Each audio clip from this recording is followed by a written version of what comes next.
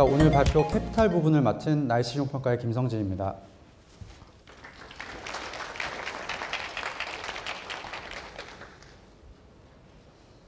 네, 오늘 발표드릴 목차입니다. 오늘 발표는 우선 캐피탈사 최근 현황을 한번 살펴보고 금융당국이 얼마 전에 발표했던 PF 사업성 평가 기준 강화의 주요 내용과 그 영향을 검토해 보겠습니다. 그리고 오늘 주제인 모니터링이 필요한 회사를 선정하고 그 회사들의 신용등급 변동 가능성도 논의해 보겠습니다. 우선 캐피탈사 최근 현황입니다. 최근에 국내 캐피탈사는 수익성과 건전성 모두에서 저하 추세를 겪고 있습니다. 저희 나이스 신용평가가 평가하고 있는 21개 캐피탈사 합산 기준으로 2022년도에 3.5조 원에 달했던 순이익이 2023년에는 2.9조로 줄었습니다. 올해 상반기에도 순이익이 1.6조를 기록해서 전년 동기 대비로 한 2천억 정도가 감소했습니다. 오른쪽에 보시면 건전성 지표는 2021년을 기점으로 악화되고 있습니다. 이 요주의 이하 여신과 고정이하 여신 비율이 모두 상승해서 2021년 대비로는 올해 6월 말에는 두 지표 다 2배 이상으로 올랐습니다. 여기서 잠깐 수익성 관련해서 말씀드릴 게 있습니다. 저희가 현재 캐피탈사들이 실적 발표를 할 때 수익성 지표로 당기순이익과 ROA를 주로 사용하고 있습니다. 저희 나이스 신용평가는 이 캐피탈사를 분석하면서 이런 기본 수익성도 물론 사용하지만 저희는 조정 수익성을 중심 지표로 보고 있습니다.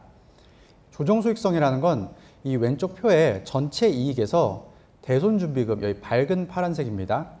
이 대손준비금의 전입 및 환입을 반영한 조정이익입니다. 그래서 대손준비금은 IFRS 도입 이후로 감독기준 대비 충당금이 적을 경우에 쌓도록 한 겁니다.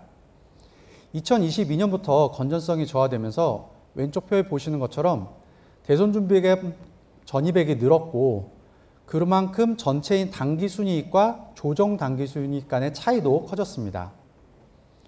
오른쪽에 보시는 ROA도 마찬가지입니다. 조정 ROA 기준으로 수익성이 더 하락하고 있으며 그 차이도 더 커졌습니다. 그래서 최근 캐피탈사 수익성을 보실 때는 이 순이익뿐만 아니라 대손준비금 항목을 같이 보실 필요가 있습니다. 캐피탈사들이 말씀드린 것 같은 수익성과 건전성 저하를 겪고 있는 것은 아무래도 부동산 PF 영향이 큽니다. 현재 이슈가 되고 있는 PF 문제는 2022년도 하반기에 레고랜드 사태 이후에 본격적으로 나타났습니다. 금융당국도 시장 혼란이 가중되니까 유동성 공급 프로그램도 시행했고 금융사들에게는 특히 적극적인 충당금 설정을 주문을 했었습니다. 이후에 금융당국과 회사들의 노력으로 캐피탈 업권에 대한 불안감은 최근에 점차 완화되고 있는 모습입니다. 특히 올해는 이 시장금리가 낮아지면서 캐피탈 업권에 대한 불안감은 점진적으로 완화되는 모습입니다. 하지만 보시는 것처럼 AA급과 A급 간의 금리 스프레드는 위기 발생 이전으로 돌아가지를 못하고 있습니다. 이건 캐피탈 업권에 대해서 의구심이 아직은 완전히 해소되지 않아서 그렇습니다. 이 업권 전반에 대해서 아무래도 의구심이 있다 보니까 등급이 높은 회사들은 그래도 좀 부담이 좀 줄고 있는데 이 A급 이하, 이 등급이 좀 낮은 회사들은 여전히 높은 수준의 금리를 부담해야만 하는 상황입니다. 그리고 그 이유의 핵심이 아무래도 부동산 PF입니다. 금융당국도 이런 상황을 잘 알고 있고 이런 상황에 대응하기 위해서 PF 관련해서는 여러 가지 정책을 발표했습니다. 특히 시장에서 가지고 있는 의구심을 좀 해결하기 위해서 최근에는 사업성 평가 기준을 강화해서 부동산 PF에 대해서 옥석 가리기를 하고 있습니다. 이걸 통해서 사업성이 높은 PF 사업장에는 자금 공급이 원활히 이루어지도록 하고 사업성이 부족한 사업장은 재구조화나 정리가 되도록 한다는 겁니다. 평가 기준 강화 내용을 보면 평가 대상의 확대, 세분화, 구체화, 사후관리 강화 등의 크게 4가지 사항이 있습니다. 그중에 캐피탈사에 영향을 많이 미치는 요소는 이 토지담보대출을 비롯한 브릿지론이 평가 대상에 들어간 점과 사업 진행 위험 요인을 고려해서 유의나 부실 우려 등으로 분류할 수 있도록 한 점, 그리고 사후관리 기준을 명시해서 건전성 개선 작업이 지연되지 않도록 한 점 등입니다. 여전업권 전체 PF 27.5조 원 중에서 부실 가능성이 높은 4.5조 원을 대상으로 1차 평가가 이루어졌습니다. 유의 1.0조 원, 부실 우려 1.4조 원. 이래서 이 두 금액을 합치면은 지금 현재 여전업권에서 전체적으로 적립해 놓은 충당금인 2.2조 원과 유사한 규모입니다. 그래서 앞으로 캐피탈사들은 사후관리 계획을 수립하고 유의나 부실 우려 사업장에 대해서는 재구조화나 정리를 진행할 거로 알고 있습니다. 이 정리 작업이 진행이 되면은 기존에 적립했던 충당금이 사용이 될 거고, 충당금이 충분한가 여부에 따라서 추가 손실이나 또 환입도 발생할 수 있습니다. 금융당국이 지금처럼 적극적으로 관리를 하면은 이 질서 있는 부실 정리가 진행될 걸로 저희는 예상하고 있습니다. 다만 회사별로 충당금 적립이 부족하거나 중우순위 투자를 많이 한 회사의 경우에는 손실이 더 확대될 수 있습니다. 이번 1차 사업성 평가 결과가 캐피탈사의 경우에 올해 반기 실적에 대부분 반영이 됐습니다. 그 영향으로 이 고정이하 여신 비율이 2분기에 2.8%로 전분기 대비 0.4%포인트 상승했습니다. 이전에 정상이나 요주의로 분류되는 여신 중에서 유의나 부실 우려로 분류된 자산이 고정 이하로 건전성 분류가 됐기 때문입니다. 하지만 이 표를 보시면 아시겠지만 이번 평가 기준 강화가 캐피탈 업권 실적에 미친 영향은 제한적입니다. 고정 이하 여신 비율은 상승했지만 이 요주 이하 여신 비율이나 조정 ROA 등을 보시면은 전분기 대비 오히려 좀 나아져서 전체적으로 양호한 모습입니다. 이건 이 금융당국의 이 관리 강화가 사전에 미리 제시되면서 일부 캐피탈사들 같은 경우에는 건전성 개선 작업을 이미 했고, 또 선제적으로 충당금이나 준비금 적립을 확대했었기 때문입니다. 하지만 문제는 이 전체가 양호하다고 해서 모두가 양호한 것은 아닙니다. 평가 기준의 강화 영향이 캐피탈 업권 전체적으로는 보신 것처럼 감내 가능하겠지만 이 개별 회사별로는 차이가 큽니다. 왼쪽에 이 회사별 수익성과 오른쪽에 건전성 지표를 보면 일부 회사의 경우에는 한 분기 만에 수익성과 건전성 저하가 매우 크게 나타나는 경우들이 보이고 있습니다.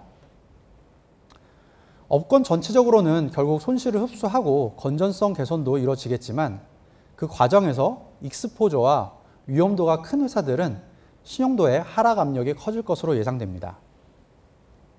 그럼 이제부터 저희가 생각하는 주요 모니터링 대상과 그 회사의 위험 지표를 한번 보고 신용등급 변동 가능성을 알아보겠습니다. 그리고 모니터링 대상을 선정하기에 앞서서 어찌 보면 좀 당연한 이야기를 한번 할 필요가 있습니다.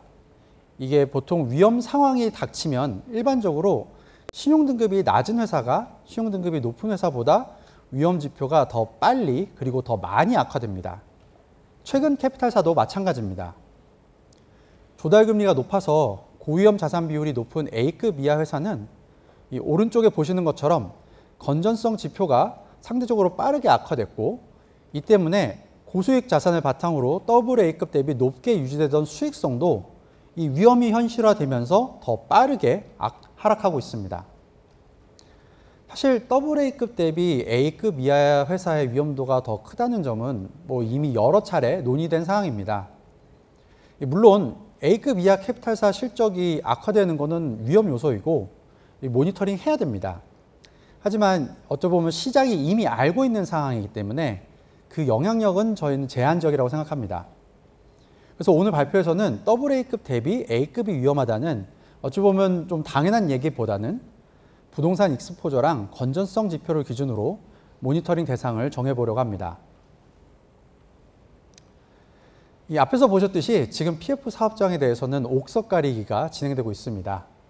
그 영향은 아무래도 익스포저가 크고 사업성이 나쁜 PF를 많이 보유한 회사에 크게 나타날 겁니다. 저희는 이런 상황을 반영을 해서 자기 자본 대비 PF 익스포저 비중과 요주이하 여신 비율을 기준으로 모니터링 대상을 정했습니다. 우선 왼쪽에 보시는 것 같이 자기 자본 대비 부동산 PF 비중을 회사별로 비교했습니다. 그래서 부동산 PF가 자기 자본의 100%를 넘는 회사, 이 진한 색입니다. 이 회사들을 모니터링 1단계인 주의 모니터링 대상으로 정했습니다. 물론 PF 규모만으로 모든 위험을 평가할 수는 없지만 이 위험 수준 판단의 시작점이 될 수는 있다고 생각합니다. 그 다음으로는 모니터링 1단계 대상 그 중에 요주의와 여심 비율이 10%가 넘는 회사를 2단계 모니터링인 중점 모니터링 대상으로 정했습니다. 이 앞에 차트를 정리해보면 부동산 익스포저가 커서 저희가 1단계인 주의 모니터링 대상에 포함한 회사는 저희가 이번에 분석한 대상 21개사 중에 8개 회사입니다. 그리고 이 중에 부동산 익스포저가 크고 요주의와 여심 비율도 10% 이상인 회사, 즉 건전성이 저하된 회사는 보시는 5개였습니다.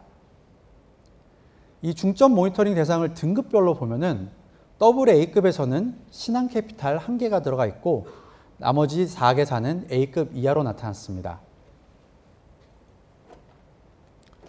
저희 이번 사업성 평가 기준 강화가 모니터링 대상에 미친 영향을 보려고 이 왼쪽에 작년 말과 오른쪽에 6월 말 기준으로 각 회사가 어떤 섹터에 들어갔는지를 정리했습니다. 우선 자기 자본 대비 PF 익스포저가 100%가 넘는 이 보시는 차트의 X축의 오른쪽입니다. 이 회사들 같은 경우에 작년 말에 11개에서 올해 6월 말에는 8개로 3개가 감소했습니다. 이 롯데, BNK, M캐피탈은 부동산 PF 규모가 축소되면서 자기 자본 100% 미만으로 익스포저가 줄었습니다. 다만 이 M캐피탈은 이 익스포저는 줄었지만 건전성 저하가 나타나면서 요주의와 여심 비율이 10%를 넘고 있기 때문에 이 부분에 대해서는 저희가 모니터링을 지속할 예정입니다. 그리고 중점 모니터링 대상, 이 보시는 차트의 우측 상단입니다. 이 우측 상단의 이 회사들은 작년 말에는 하나도 해당되는 회사가 없었는데 올해 6월 말 기준으로는 5개가 생겼습니다. 익스포저가 여전히 큰 상황에서 평가 기준 강화 영향과 건전성 저하가 나타나면서 요주의와 비율이 10%를 넘는 회사가 보시는 것처럼 5개 생긴 겁니다. 그러면 이렇게 나눈 각 그룹별로 위험 지표를 한번 비교해 보겠습니다. 우선 수익성 지표를 보면 짙은 파란색이 모니터링 2단계 중점 모니터링 대상의 수익성입니다. 이 회사들의 수익성이 최근 빠르게 저하되는 걸 보실 수가 있습니다.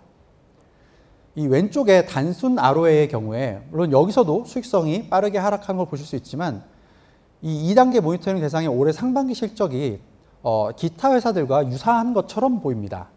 하지만 앞에서 말씀드렸듯이 오른쪽에 이 실질 수익성이라고 저희 생각하는 조정 수익성, 조정 ROA 기준으로 보면은 상반기에 2단계 모니터링 회사들의 수익성이 크게 낮아져서 ROA가 거의 0%에 이르렀습니다.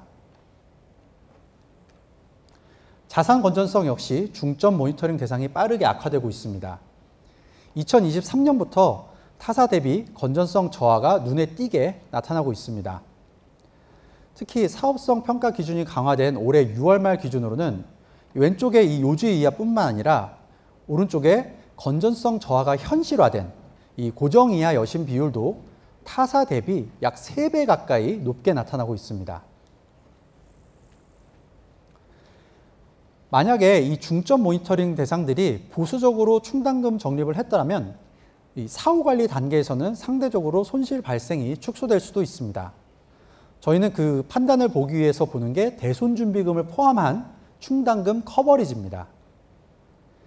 그러나 실상은 보시는 것 같이 2단계, 즉 중점 모니터링 대상의 커버리지 비율이 타사 대비 가장 낮게 나타나고 있습니다. 이미 이 대손준비금을 반영한 수익성이 타사 대비 낮은 상황인데 충당금 적립도 가장 작아서 향후에 자산 매각이나 경공매를 진행하게 되면은 타사 대비 더 큰 추가 손실이 발생할 수 있습니다. 그럼 이제 결론 및 저희 향후 계획입니다. 국내 캐피탈사는 얼마 전까지만 해도 신용도의 상향 평준화 시기를 겪었습니다. 캐피탈사들이 자기 이익과 자기 자본이 증가하면서 신용등급이 점진적으로 높아져 왔습니다. 근데 지금 나타나고 있는 산업 환경의 변화 때문에 캐피탈사들의 신용등급은 이제 하향 차별화의 시기로 전환되고 있습니다. 높아진 금리 부담과 건전성 저압력을 캐피탈 업권 전체적으로는 감내할 수 있지만 개별 회사별로는 현재 등급을 방어하기 힘들 수 있습니다. 과거 대비 이익 규모가 증가한 것이나 자본 앙축력이 높아진 것은 이미 현재 등급에 반영이 돼 있습니다. 여기서 펀더멘탈이 약화되면 신용등급 하락 압력이 높아질 수 있습니다. 물론 모회사나 소속된 금융그룹에서 적극적인 지원이 이루어지면 이 등급 하락 압력은 낮아질 수 있습니다. 대표적으로 메리츠 캐피탈의 경우에 올해 건전성 저하 자산 3천억 원을 관계사에 매각했습니다. 또 대주주로부터 2천억 원 유상증자도 있었습니다. 한국투자캐피탈도 600억 원 규모로 유상증자가 이루어졌습니다. 근데 아직 다른 회사들은 저희가 볼 때 신용도 하락 압력에 대해서 뚜렷한 변동이 나타나지는 않고 있습니다. 저희는 앞으로 이 중점 모니터링 대상을 중심으로 해서 캐피탈사들의 건전성 저하 수준과 추가 손실 여부를 모니터링할 예정입니다. 또 자체적인 개선 노력과 함께 속해 있는 금융그룹의 실질적인 지원 여부 역시 점검해서 신용등급에 반영하도록 하겠습니다. 이상 발표를 마치겠습니다.